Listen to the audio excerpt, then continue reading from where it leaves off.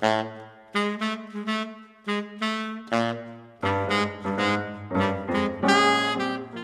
so honored to have Jody Espina with us for the Everything Saxophone Podcast. Thanks so much for taking the time, Jody. I know you're insanely busy. Thank you so much. I'm really happy to do this, and I appreciate it. Awesome. So I want to get into a whole bunch of things with you. One thing that most people may know, because I always talk about this story, I remember when you were in New York City, and I tried out a bunch of your mouthpieces, and I remember buying the classic mouthpieces. Those were so amazing. But I also remember you were so kind because you spent time with me in your store to try out mouthpieces to see which ones were the best for me. And I never forgot that too, actually. So I thought that was really cool. And I wanted to kind of share that here. But I wanted to dive into your background because I've heard you and, performing at the NAMM Jam, and you're such an amazing player. So I think people need to know that more about you. And I wanted to know, don't be shy. All right. No, I wanted to know, from the very beginning, like what inspired you to even take up an instrument? We had a clarinet in the house. Band was offered in 7th grade when I started, and Oh, I played recorder the year before. And I used to go home after school and watch TV, and I would have the recorder, and I would I didn't know I was training my ear, but I was trying to learn the commercials as I was playing. It drove my little brother crazy, and he hid the recorder all the time, which I didn't know until a few years ago. So where's my recorder?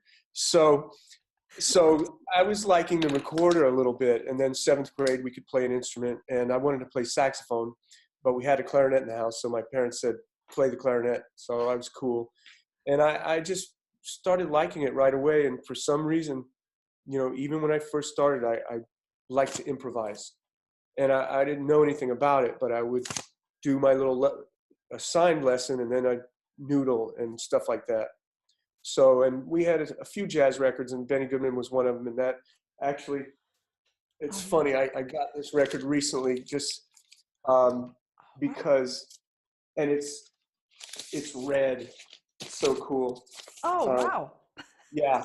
And so we had that record, and I just got into it. I could barely play, but I figured out how to hit a high G on the clarinet with Benny Goodman at the end of one of the songs.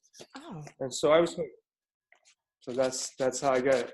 I used to mow lawns. So the second year I had my lawnmower money, and I bought a really crummy alto.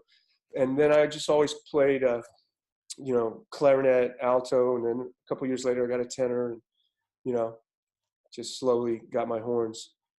now would you? It's interesting because I know in New York, a lot of districts we start band instruments in 4th grade. So where were you in New York at the time? Tampa, Florida. Oh, And Florida. Okay. the music program had been decimated. My older brother was started in 4th grade, and that's how the band program was down there. But through the years, by the time I came up, it was, it was pretty poor. And 7th grade was the first opportunity we could play an instrument. Wow. So at that point was, after the decimation, so to speak, what was the quality of it like? I mean, was it as good as when your brother was there, or it was still not quite there? I can't say how it was everywhere, but my band director, his name is Bob Crosby. He's is perfectionist I've ever met. And Okay. we were 7th grade beginners, and we had 30 clarinets playing perfectly in tune. One of the best bands I've ever been in. And he was a monster, and he was a jazz player too. And my first 2 band directors were jazz players, and that I had a little influence there as well. I was just about to ask you that. And I'm curious, did you ever take any private lessons when you were in, I guess middle school, junior high school, or high school? Yeah, after that first year, we went to the local music store, Paragon Music in Tampa, and just by coincidence, there was a great jazz player named Junie Farrell, and he sounded like Ben Webster and Coleman Hawkins, rolled up into one. Wow. And he could play piano and bass, everything. And he gave me all the fundamentals, and then he would write tunes down. He'd write the melodies to the most popular tunes you would do. And, like Girl from Ipanema, Satin Doll, Take the A Train, stuff like that. I would be practicing chord changes, like from a sheet, and I'd be playing arpeggiating and all that. But when it came to do the tune, he'd never give me the changes. So the improvisation was all by ear. So the first few years of learning to improvise, on the one side, I was really learning the changes, and then he gave me the Jamie Aebersold play-alongs. So I worked that way. But when it came to tunes, it was just using my ear.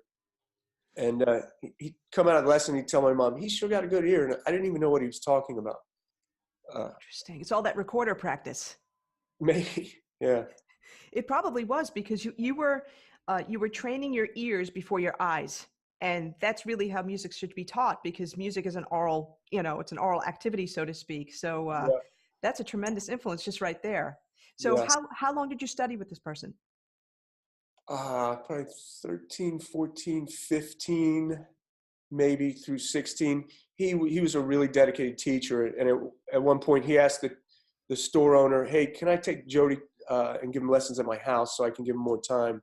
So, and the store owner had also studied with Junie Farrell, and he was cool. So I'd get an hour lesson for a half hour, like $5, and then he would, this is way back, but he would also put together a little sax quartet with all his charts, and we'd do that once a week, and that was for free. And I'd mostly play Barry on that, and but it was really great. So I just lucked out right there. Yeah, definitely, because not every local music store would have such an accomplished teacher, and particularly the way that Junie taught you, and instead of just putting like a sheet of music in front of your face and saying, okay, read the melody, and now this is a chord change, so this is what you do for that. Right. Awesome. So now you're going through high school and stuff like that. Did you decide to yes, I know the answer to this question, but did you decide to major in music, and where did you go? By 14, I knew I wanted to be a musician. And by 15, I was playing gigs, and I stopped mowing lawns.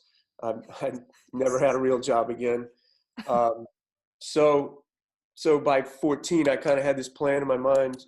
I was to major in classical clarinet at the University of South Florida in Tampa for 2 years, and then transfer to Berkeley in Boston, and to play jazz and major on saxophone.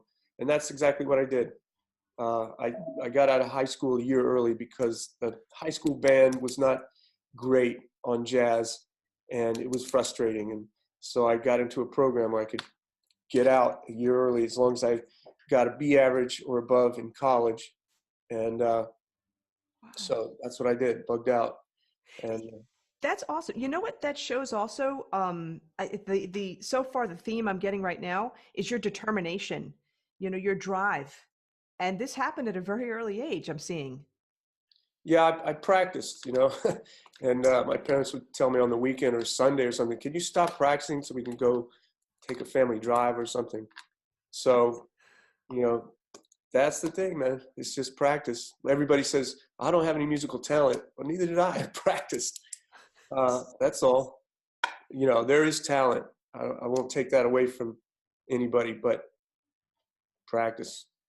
Definitely. But also it's practicing the right way. And in your case, it's practicing with a goal in mind. Like, knew what you wanted to do, your big goal. And then that's, I think, the thing that really motivated you the most.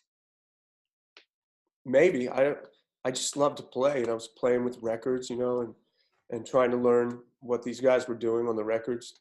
I don't know about that, but I did have that kind of little goal, and that was because I had a subscription to Downbeat, and I read about Berkeley, and there would have only been 3 jazz schools at that time. Kind of the major choices was Berkeley, North Texas State, and Miami, University of Miami.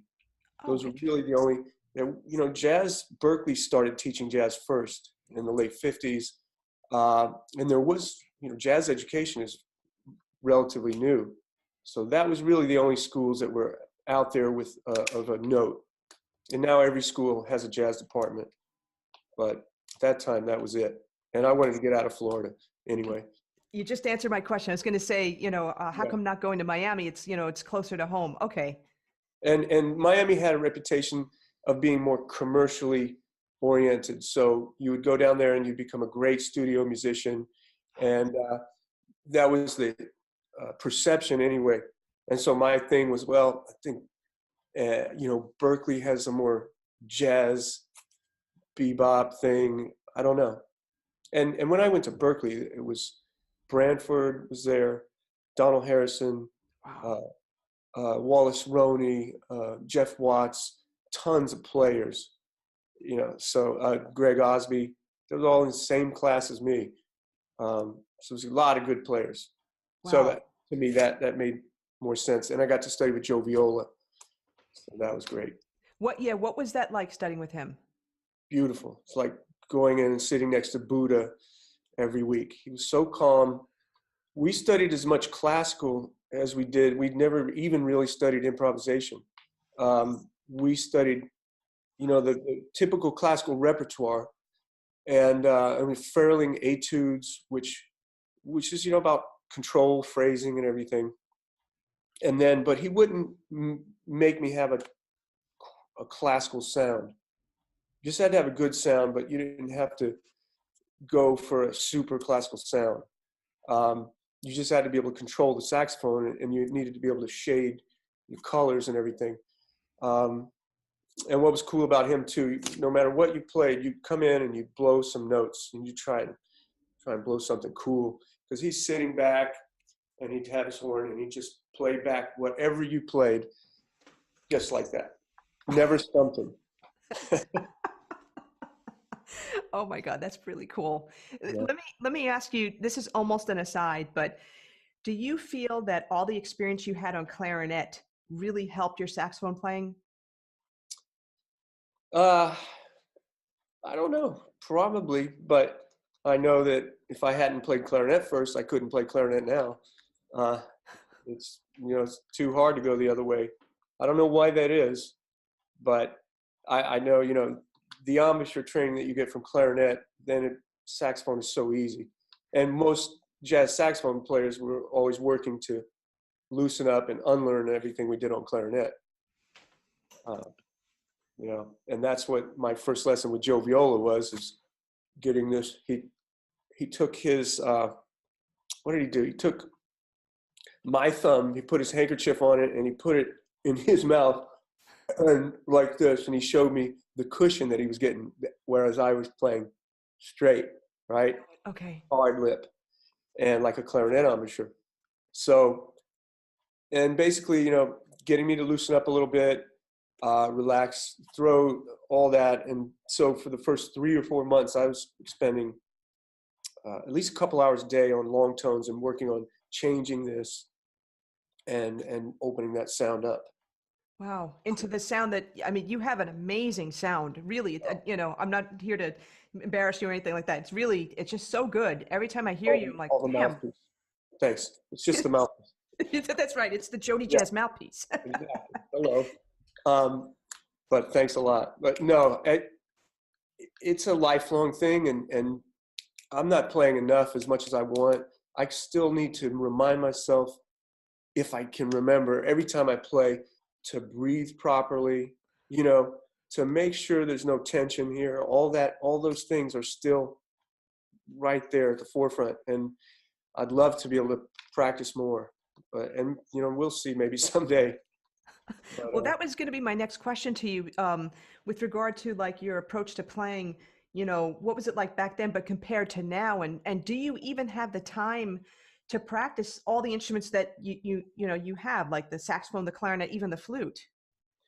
Well, the flute is a little by the wayside right now. I'm playing clarinet quite a bit in this epoch, and I've been playing it all along in a jazz way. I've been working on my classical more lately. The flute, last Thanksgiving, I grew this beard, and my wife likes it. I just left it on, and this messed me up on the flute. But okay. but I tried I talked to Mark Vinci, who's a teacher at Juilliard, and he's one of our endorsers. And he showed me this great thing on flute. You just take the head joint and you close it off, and you just play the 3 notes that you can get, the lowest, the next, and the highest. And as long as you're not overblowing that top, use your lip to get it, that's great exercise. So that's what I've been doing, trying to get the flute back on board a little bit. But no, I don't have any. If I had the best discipline in the world, I could eke out more practice time. But I do have kids, 3 kids, family, 10 to 5. Okay. So, and I travel and you have a business to run. Yeah. But I have a little gig down here to kind of keep halfway oiled. So. and plus the fact too, like I know I'm also a trumpet player. Flute and trumpet's the same thing where, like if you miss it for 1 day, all right, you feel it. If you miss it for 2 days, you're really feeling it. But 3 days, the audience knows it. So it's like, it's one of those instruments that it's really hard to, to not practice, so to speak, to keep your chops up. Yeah. And the only way is that have that, when I got out of Berkeley, when I was living in New York, I had a good, I wasn't, after I worked for Sam Ash a year and a half, but after that, I never worked a day job again. And so I had my routine, flute, clarinet, in the morning, then saxophone. And that's the only way to do it, is have that routine. That discipline that you were talking about before. It's been a long time since that. Now, after Joe Viola, were there any other influential teachers or mentors for you? Sure. At Berkeley, like I said, we didn't study improv with Joe.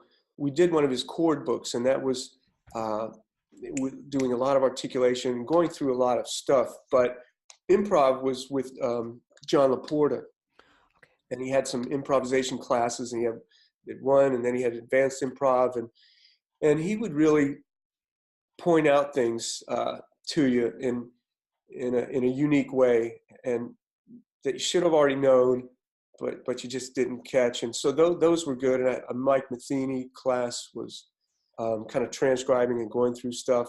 So those were some things at Berkeley. I also took some lessons from Joe Allard over at New England. And so that was very cool. Joe Allard was a very influential teacher as well. And then I studied with George Garzone. I had these like avant-garde ensemble with George, and where he'd turn out the lights and say, "Now play." That was the first class. Oh, wow. And also performance ear training that he did, where we just play to each other and just play back instead of transcribing, or what do you call it, dictation. Right. It was just doing it on the horn. And so we would, as students, we would get together at night in the practice rooms and try and work that back and forth, play more and more notes to try and get. So George was really great. One summer I studied with him, and I was into Dolphy, and he let me just work on my Dolphy the whole summer. We did a little bit else, but he just kind of let me go. And then when I got to New York, I studied with Liebman a little bit. I studied with a guy named David Gross, who really had a great kind of bebop thing down, like really getting you. So I felt like when I got to New York, I still was very lacking. I still am very lacking in the true bebop vocabulary. And then I went and studied with Joanne Burkeen while I was in New York. And she's the pianist who played with Stan Getz and many, many great players. She has this great time thing, very complex time signatures and polyrhythm stuff. That was tremendous. I was working on a lot of Joe Henderson with her, who she played for. It was very intense. And that was some of the most intense study I had done, was when I was playing with her. So. And what about, after those folks? Like, I guess my next question would be, how did you meet Santy Runyon? So I was in New York, and I was doing every kind of gig you can imagine, and I was teaching a lot of private lessons. I I was director of jazz department at a private music school in Scarsdale, New York. Oh, okay. And did some adjunct at a college. So, I was a successful musician. I bought a house in Westchester County, and I was just really working. I was doing weddings and jazz gigs and everything. But I went to a IAJE, which is the Jazz Education Conference, and I think it was 2000. It's 2000. And I met Santy Runyon. And he was so cool. So the teacher I had in Tampa, Florida, Junie Farrell, studied with Santy Runyon. And Junie Farrell, his student was Jerry Coker. Jerry Coker wrote The Patterns for Jazz, which is a great book. And that, in those days when I was studying, it's one of the few jazz books that you could really work your chords and stuff. So Jerry Coker was giving a clinic at this IAJE, and Santy came to just hang out. So I met both of them that I had heard all about. So Jerry Coker studied with Santy. He studied with Junie Farrell first in South Bend, Indiana, and then went to study with Santy. Anyway, so it was this whole thing. I met Santy, and he was so cool. He gave me this little invention he had for the saxophone. They call him Santy because he's famous for giving stuff away. And he did. And I wrote a story about meeting him and sent it to him, and I asked him if I could go study with him, take a lesson. And it was more about hanging with him, not so much, of what I was going to get from studying at that point. I just wanted to hang out with him. And so he said, well, I don't really teach anymore, but why don't you play my 93rd birthday party, which was in Lafayette, Louisiana. I said, okay. I came down, picked a mouthpiece out of his factory to play at the party so I wouldn't be rude and not play a Runyon mouthpiece. And the party was a big success. A lot of people. Jerry Coker played. The lead alto player from Basie's band was there. And, I got to hang out with Santy for 3 days and really pick his brain. We weren't talking about mouthpieces, really, just music. And when I got back to New York, I was playing that mouthpiece of his. And I called him and I said, I can't play this mouthpiece anymore because I'm not getting enough bottom out of it and it's not free blowing enough. He said, come on back and I'll reface it for you. So I did. And I wasn't used to hopping on a plane to do something that wasn't going to pay me. Oh, okay. I wasn't used to that, but I had did it when I went to the IEJE, and I did it when I went to his birthday, and I did it again when I went down there to get this mouthpiece refaced that I didn't think would amount to anything, because I was sure the mouthpiece wasn't going to really make it for me in the long run. And but I had started acting differently, and that's on a TED Talk. That I did. Type in Jody Espina and TED Talk. Tell like what I changed about my life and why kind of this whole thing happened with JodyJazz. So I went down there, he refaced it, and whoa, I was blown away. I said, I love it, Santy. He said, well, because he got the bottom, exactly what I was looking for, more free blowing and more bottom. It just opened it up. And basically what he did, he lengthened the facing curve. When you lengthen a curve, it opens up the bottom. Shorter curve, it kind of tightens it up. That top end is tighter and you can get altissimo, but you're not getting as much bottom out of the horn. Then he took a little stuff out of the tip in the baffle, right around there, and some a little ways down. All of that, he said, this is what I did for Marshall Royal for Count Basie on this same mouthpiece. I said, I love it. And he said, well, we can make that for you and call it Jody Jazz. And I was blown away. To me, Jody Jazz was a very stupid name. I hate it, but I didn't say a word. I said, thank you very much. And I thought I'd sell a few to students and that would be the end of it. But I was really fascinated with what he did, and people started they heard about it on the internet. They wanted to buy some. And so I got way into it. And then I'd go down there 7 times a year. I was still in New York, teaching and working and everything. And so I'd go down there, work all day in the factory from 6:30 in the morning to 3:30 in the afternoon. Go next door to the bar, have a beer, play a game of pool with Leroy, who was the foreman there. And I learned a lot from them at the Runyon factory. Santy was in great physical health, but he didn't go to the factory. He hadn't gone to the factory for years. He told them, guys, you got a job as long as you don't mess it up. So he would spot check the mouthpieces. They'd bring him a tray. He'd spot check, but he rarely went down. He'd stay in his behind his house. He had a studio, and he'd practice all day, every day. Wow. Yeah. And he'd mess around with mouthpieces. He'd mess around with the benches. So I'd work the factory. Then I'd go to his house, get there around 4:30 or so, or 5:30, and hang out with him for a few hours. And that's when I'd really pick his brain. And we'd play and we'd talk, and it was an amazing thing. And I'd do that 7 times a year, a week at a time, and did that for about 3 or 4 years. And he finally passed away just before his 97th birthday. Mm. And so we had a lot of great times. We played out on gigs and stuff. And he sat in with me. I had gigs down there when I go. So it was an amazing thing. And I just got 100% into it. And it grew. And slowly I backed away from teaching. And I was able at one point quit weddings. That was a big red letter day. Yeah, in New York, they call it the tri-state area.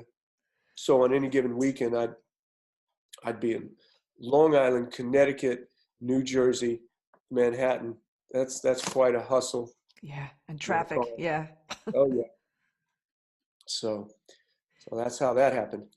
All right, and so that and that experience, I'm sure, really, really shaped how you approach mouthpiece making and thoughts about that. Were there any other folks that influenced you in terms of, designing and creating mouthpieces?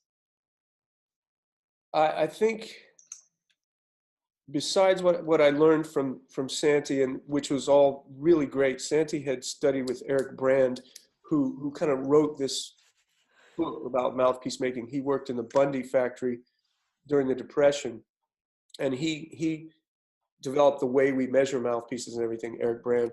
So Santy was really kind of coming in from the ground floor, and it's all just basic mouthpiece, curve and stuff, making the curves.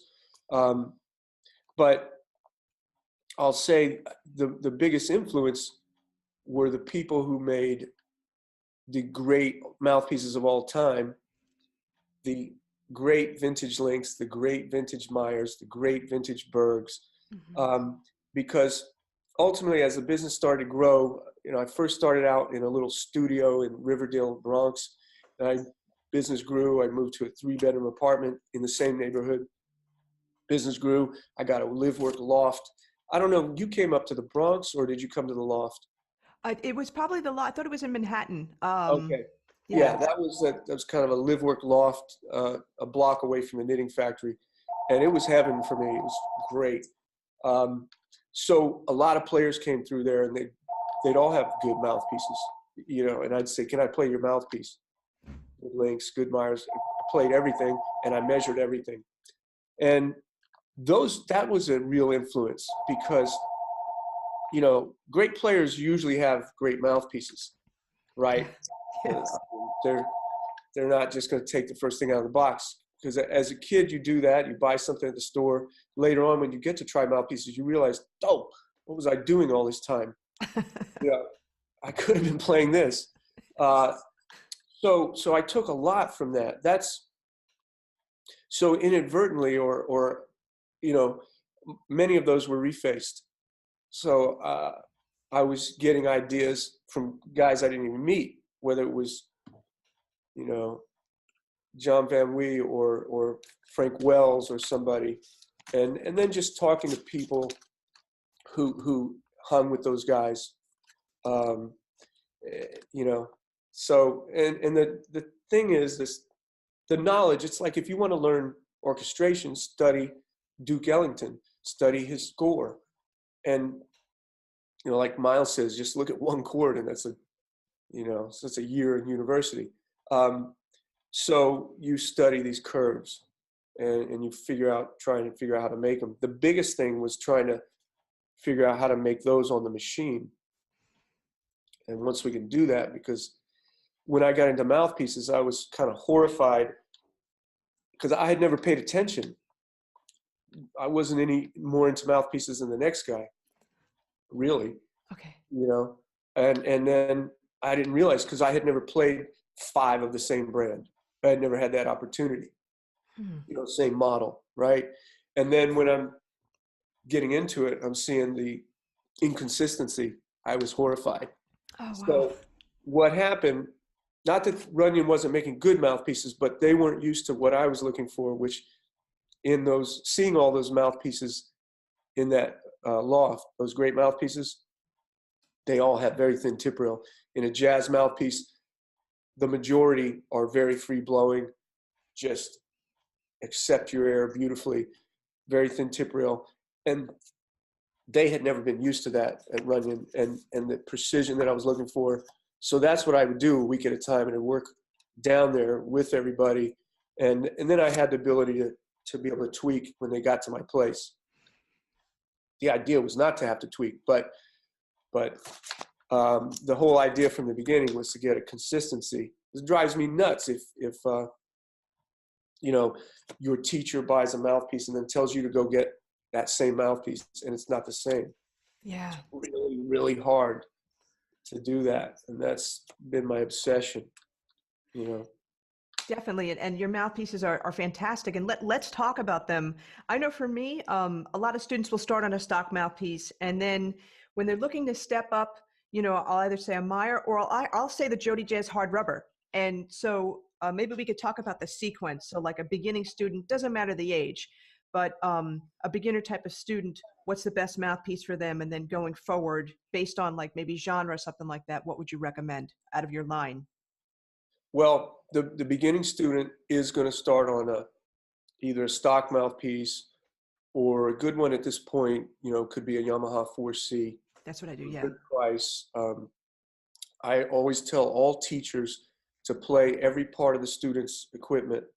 So if they're on a stock mouthpiece, make sure it works. Some can work sufficiently, and many are so bad that the student is sabotaged from the beginning. Yes. Because they don't get a seal, they're faced poorly, and so when you're not getting a seal with the reed, it feels like your horn is leaking. You know how you get a bad reed sometimes and it's not sealing with the mouthpiece, and then you think your horn is leaking, and then you finally try another reed and you go, duh, it was the reed. And this happens every winter. People call me and say, my mouthpiece is not working. And I tried 3 reeds out of the box and all that. I said, get another brand of reeds and try it.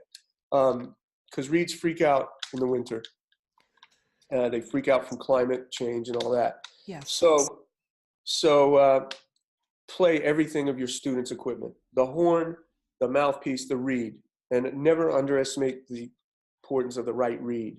So important. So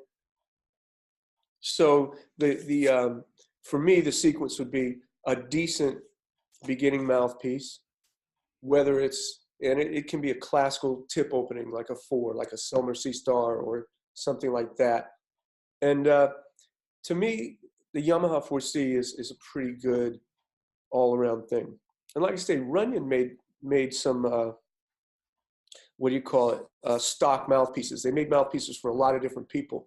So a lot of those stock mouthpieces were Runyons.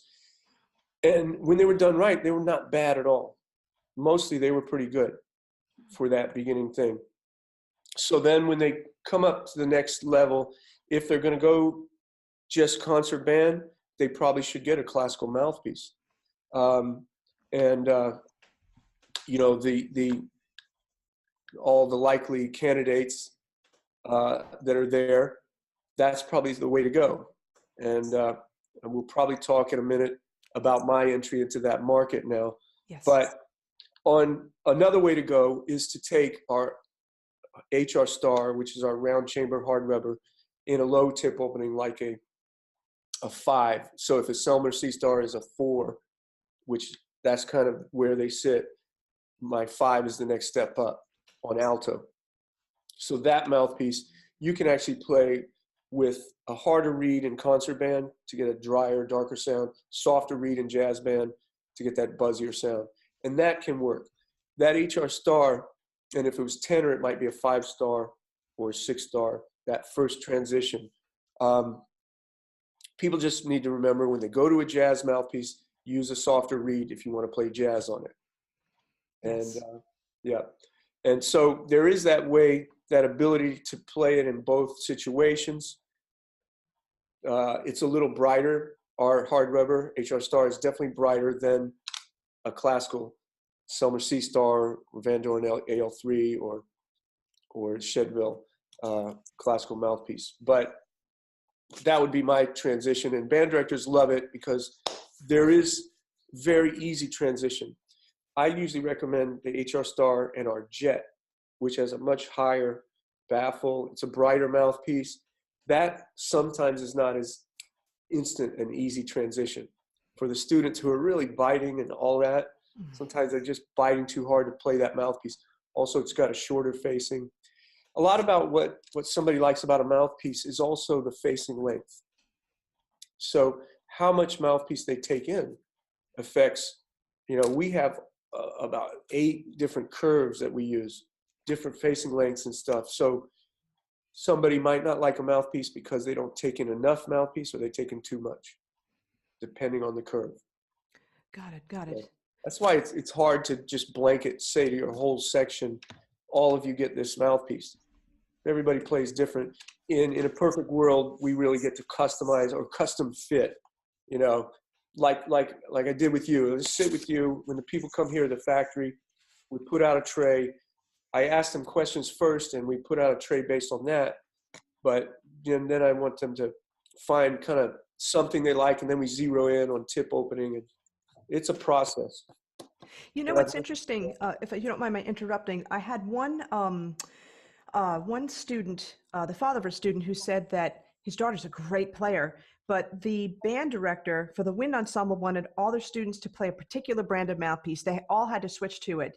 And my first thought was like, okay, maybe he's doing this because he feels that everybody will sound blended. They'll sound the same.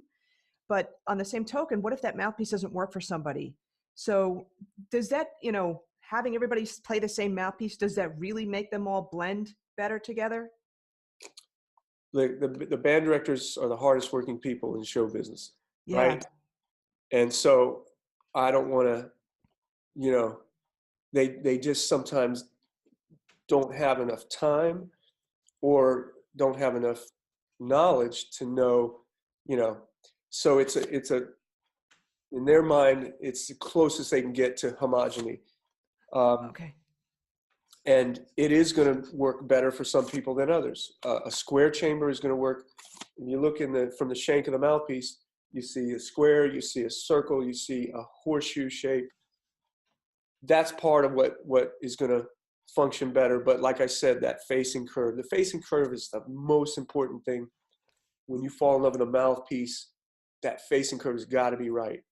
Got it. Okay. All the other shapes and everything are very important, but the facing curve has got to work for you. So, like I said, I don't want to try and fight City Hall. A lot of band directors just like to put everybody on the same mouthpiece. And if they do, okay. In a perfect world, if they have somebody who knows mouthpieces, a teacher that can come in, maybe we can fit them. And we fit them equally with mouthpiece and reed. Yeah. It's not going to be a uniform reed across the way. So in Texas, for example, it's the 1/8 of the band business in the country, and great bands, great programs, great band directors. But there's a lot of that. You got to all play the same mouthpiece, the same reed, and the same horn often. Oh, And wow. I've been in stores in Texas, and they tell me, oh, the band director called because we sold the kid a different reed. Band director called and yelled at them, why'd you sell my kid this reed? So it's, it's very serious over there. And when I go to fit a section for mouthpieces, it turns out about 50-50 what they like, either the HR Star or the Jet. Yeah, okay. So some people just pop on one and some people pop on the other. And for me, when everybody's popping, everybody's happy. Everybody's enjoying playing. Yeah, They yeah. got the best sound available. And then they can learn to do everything they need to do, which is control and blend and play loud and play soft. So. I think too that, and again, I'm going to go back to trumpet too, because I was the type of person, I would just play the Bach mouthpieces, you know, and, you know, I think at the time I was on a 3C or something like that. But it all came from the tonal concept. You know, what did I want to sound like? And that would come out. And I think about how you play, and even like watching all your videos on YouTube, and folks definitely, you know, do a search Jody Jazz on YouTube, and you'll see all the demos for his mouthpieces, which are great. But you have your tonal concept that comes through with every single mouthpiece. The mouthpiece will shade it a little bit differently, perhaps, or actually it's really your tonal concept about the type of genre that you're showing that's going to shade it as well.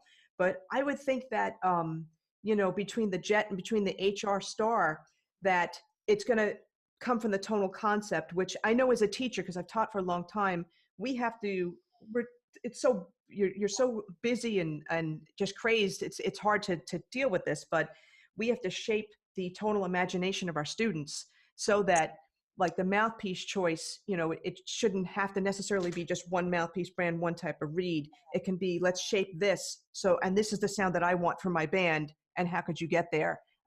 Just I guess my own 2 cents, but I know that as a brass player, it all comes from up here. You know, the equipment's definitely super important because you want the efficiency. But everybody on the same thing, everybody's different. Right. That's totally correct. And we have to remember that a mouthpiece is sound and feel, equally important. So what you're saying is that your sound is going to come out and dominate the mouthpiece eventually. When you play a mouthpiece in the first time, you hear the mouthpiece, how it's different from what you're playing at the time. Over time, your sound comes to take over. But what's equally important, and the mouthpiece will help you get closer to that tone goal you have in mind. You don't want to be far away. You want to be close to it. But it's feel also. So it must feel right for you so that you can relax and you can get to your tone without struggling, swimming against a stream. So sound and feel are really equally important, at least equal, if not feel maybe more important. So when you play it, and that feel, of course, it has to have the right reed. Every mouthpiece is going to take possibly a slightly different strength reed. And for me, reeds are mostly about strength more than anything else. It's priceless information. It really is. And getting back to, like, I guess I shouldn't call it a sequence, but, you know, you'll have some beginners, you know, HR Star or Jet, but now how does your new mouthpieces, the Chedeville mouthpieces, how does that fit in to the whole, to the picture? It's that I wanted to make classical mouthpieces. I was working on it for a couple of years and trying to think of how to sell them, because jazz is a 4-letter word, first of all. So is Jody. So 2 strikes against me. I was thinking about making up some kind of classical name or something, because I wanted it to have its own little space and not be dragged down by the jazz thing. So, and because I'm making very serious mouthpieces, so I want to be taken seriously. And then this opportunity came by with this gentleman who was making clarinet mouthpieces. He had bought the Chedeville brand and he was working on it. He's a scientist. He worked on this formula for rubber that recreates Chedeville was a very famous company before World War II, making great clarinet mouthpieces. They were coming from France. They were sold over here. Some of them were blanks that people worked on. Some had the Chedeville name. But people say today that part of that magic that they had was this rubber, bar stock rod rubber that they would machine and hand work. And that's how we do it. But this rubber was kind of like pure formula. And so this scientist, Omar Henderson, that I bought Chedeville from, had worked on this formula, and he made this rubber. So part of what's cool about this, I was just looking for a name, and then I was able to do this and buy this. I got this amazing rubber. And that's, we're the only people who have it. And it's only in this new brand, Chedeville. We call it CHR, and it's on the mouthpiece. Okay. So, those mouthpieces fit in like when you're a serious classical player, and on clarinet and the saxes. And I worked really, really hard. I bought the company early in 2018. I already had been working on mouthpieces, clarinet and saxophone, and I had designs. But when I bought the Chedeville, then I went back into the Chedeville mouthpieces and really studied a lot of those. Mm-hmm. And so what we have, Chedeville didn't really have saxophone. So the saxophone is kind of all from me. But cool. When I'm prototyping in anything, I'll have all the brands. And I study them, and I study what they do and what they don't do. And I want to see where I can take it, what I can contribute, and what I feel is missing. So that's what we did with the saxophone. And in the clarinet, we really took a lot from some of those great clarinet mouthpieces. But still, I feel at liberty to work. I'm not making a copy, but it's just like that. When you say, who were you influenced by mouthpiece guys, it was the great mouthpiece makers and refacers, just by playing them and studying them, like I would study a Duke Ellington score if I was orchestrating and arranging. So that's what's happening. And the Chedeville, people are loving it. It's beautifully warm. I want that classical player to make you cry, to make you, those saxophones to sound like, I always think of this thing, I don't know if all classical players do, but I think of this wooden flute sound on the top horns, and on the bottom horns, the cello and the bass, just beautiful things. And the clarinet, I've got my own vibe about it. We have one model that's out in Everything, and we'll be coming out with more models so that they offer different approaches. Oh, so cool. The first model is my first thought at where it should be.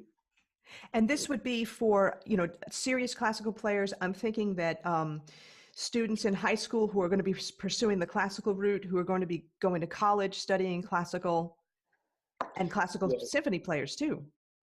Yeah, definitely. And anybody who's very serious. And it's like, I do clinics, different ones, and I have one called Choosing the Right Mouthpiece. And it's all common sense. The most, important thing is to play a lot of mouthpieces. Play a lot of different mouthpieces. So play what's on the market that you're familiar with. Play what your teachers recommend. Sometimes you have to play what your teachers recommend. Sometimes you don't. Some teachers are open, and they'll let you play what you sound best on.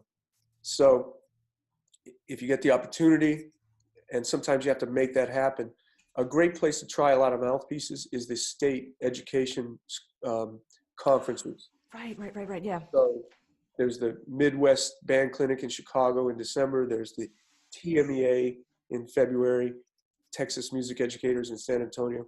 Those are the two best in the country. And every state has one, and to varying degrees. They have exhibitors there, and the exhibitors bring their instruments and their accessories and their mouthpieces.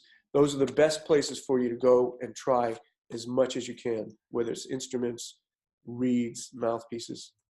So, yes, I remember the New York State School Music Association, the NISMA ones, because I used to go there. And a great store too, just to let people know. And I don't know if you were aware of this when you were in New York, but it's called Papa's Music, the physical place, but it's wienermusic.com online.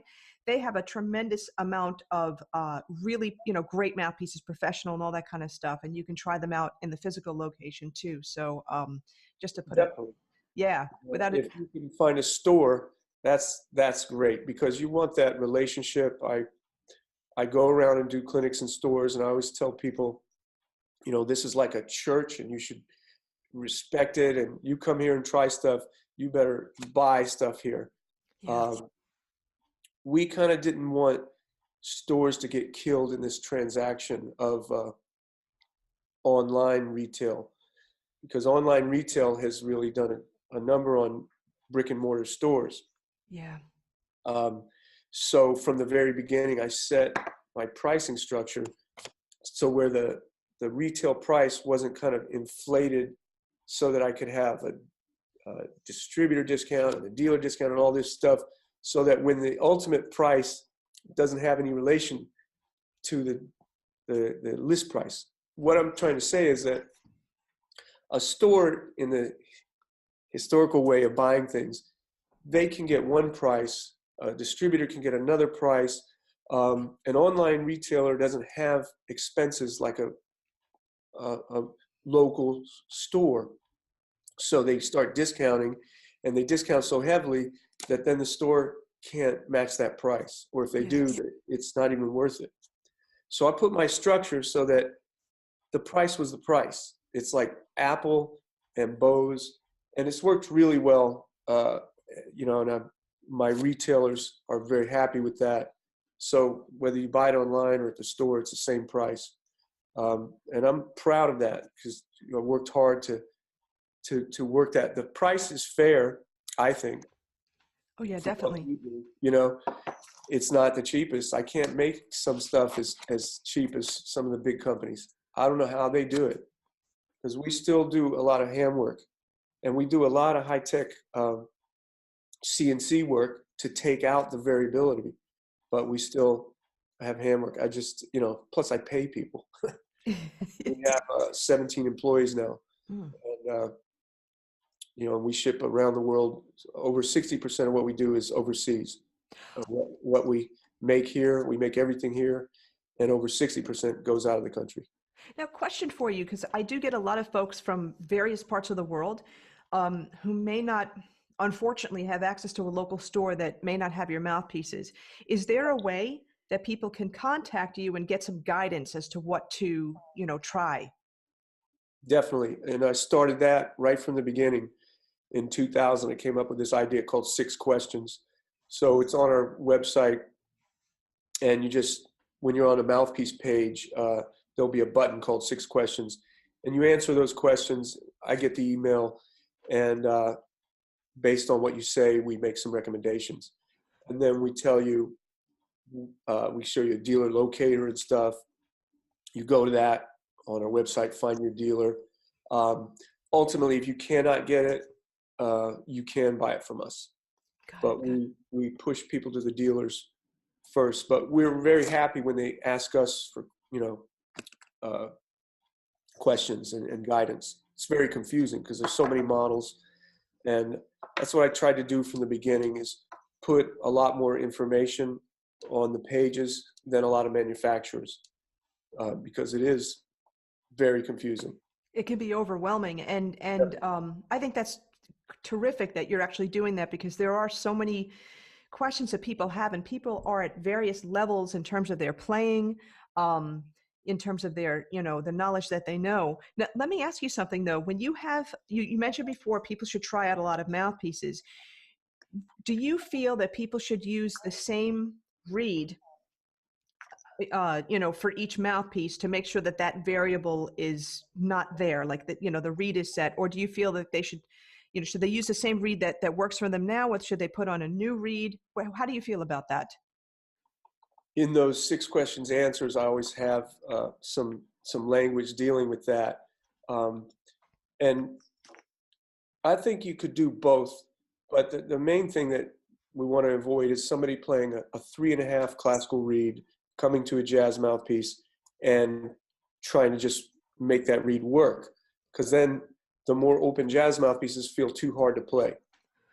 So But if they're already on a jazz reed, they could do that. They could see and not take that variable out. Sometimes a reed that's been on your mouthpiece is molded to that mouthpiece. It's got the idiosyncrasy of that mouthpiece, and it might play warped on a mouthpiece that's faced good or something. I don't know. Sure, yeah. Sometimes a reed doesn't work. Sometimes it does.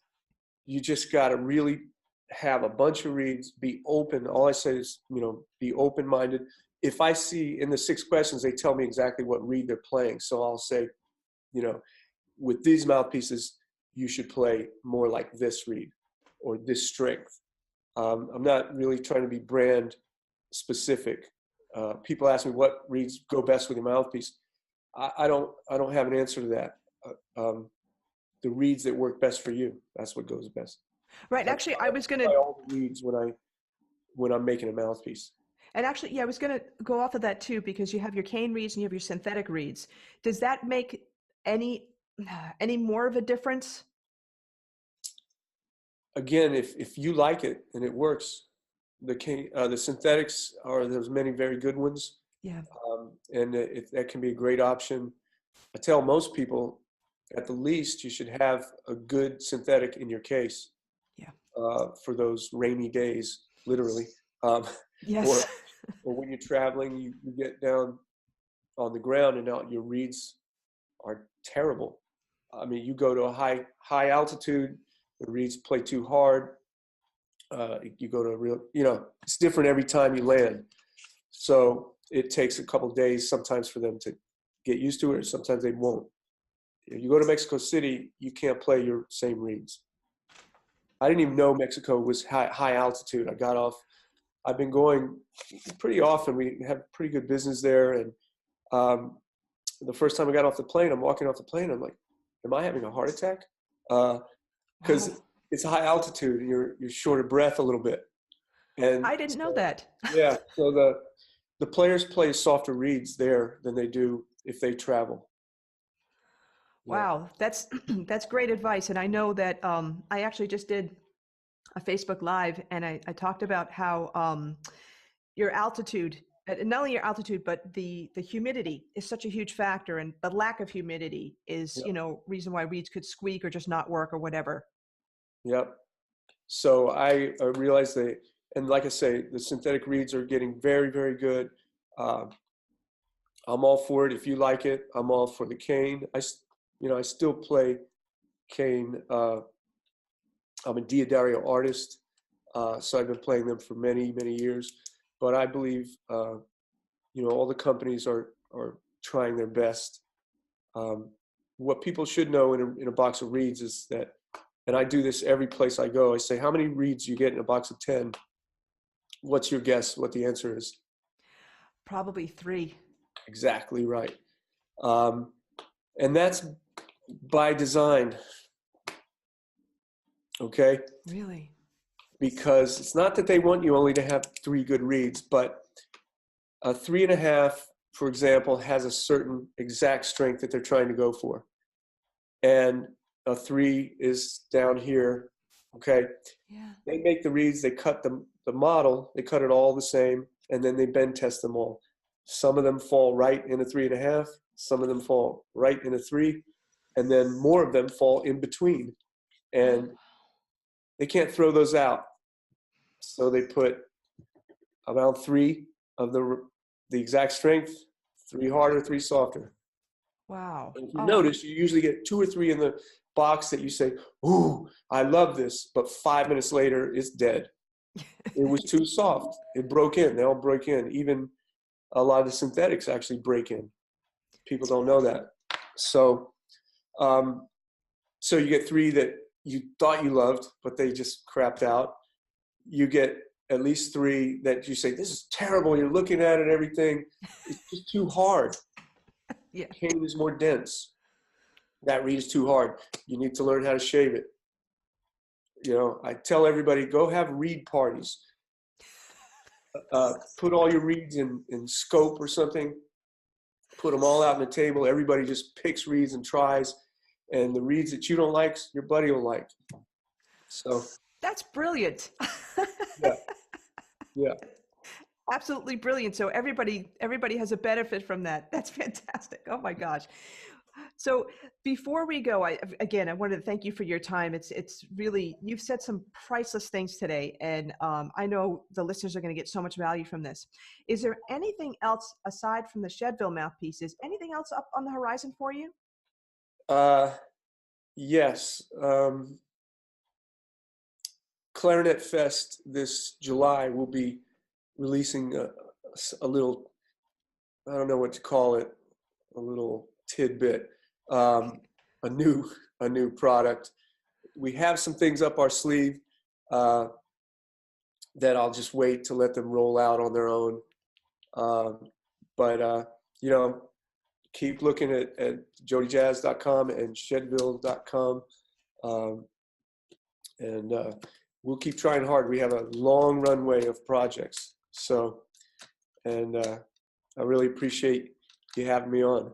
I appreciate you. And I've got to say, you have such a tremendous work ethic, and you do such great things, with your products and with the community, and especially, putting on that NAMM Jam. And I'm going to just say it again, the work that you guys do, it's almost an impossible task to get all the artists up and timed. It just runs so smoothly, effortlessly, and it's a beautiful evening. And I just wanted to say, we appreciate you too.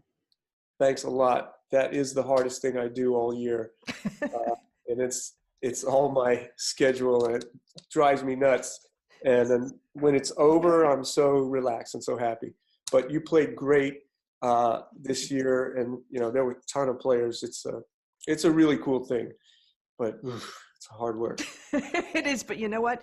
Everybody has a great time. It's so inspirational. It's the audience just loves it. It's motivating, and thank you. So Jody, thanks so much again. I'm also going to put a link to the TED Talk in the show notes as well as JodyJazz.com and Chedeville.com. And again, thank you so much for your time. We really appreciate it. All right. Thank you very much. Bye. Bye-bye.